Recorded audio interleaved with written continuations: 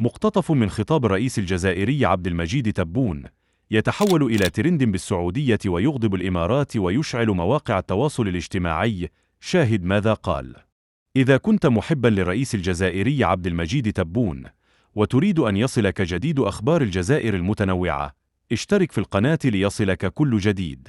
أثار تصريح الرئيس عبد المجيد تبون حول منظمة أوبك وملف انسحاب الإمارات تفاعلا واسعا على منصة إكس، خاصة داخل الأوساط السعودية، بعدما وصف الأمر بلا حدث، مؤكدا أن المملكة العربية السعودية هي الركيزة الأساسية داخل المنظمة، قائلا: انتهى الخطاب وطوي الكتاب. لا حدث، لا حدث، انتهى الخطاب وطوي الكتاب، انتهى الخطاب وطوي الكتاب. وجاءت هذه التصريحات خلال اللقاء الدوري للرئيس تبون مع وسائل إعلام وطنية، حيث شدد على أن دور السعودية يظل محوريا في توازن منظمة أوبك، مضيفا: لا أعتبر ذلك حدثا، لأن الركيزة الأساسية من الدول العربية في منظمة أوبك هي المملكة العربية السعودية الشقيقة.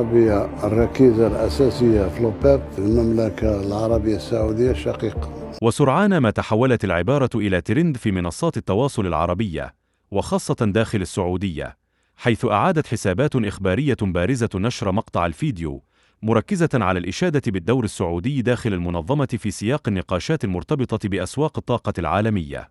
وفي هذا السياق تفاعل عدد من الإعلاميين والخبراء السعوديين مع التصريحات، من بينهم نايف الدندني، عضو المجلس الاستشاري لهندسة البترول والغاز الطبيعي بجامعة الملك سعود، الذي علق على المقطع مبرزا أهمية الدور السعودي داخل منظمة أوبك واستمرار تأثيرها في استقرار أسواق الطاقة. كما نشرت حسابات إخبارية سعودية مثل أخبار السعودية وسعودي بوست مضمون التصريح مع التركيز على عبارة لا حدث، والسعودية هي الركيزة الأساسية في أوبك، انتهى الخطاب وطوي الكتاب، فيما أعاد حساب عاجل السعودية نشر المقطع ضمن موجة التفاعل الواسعة. وأنت عزيزي المشاهد، ما رأيك في تصريح الرئيس الجزائري؟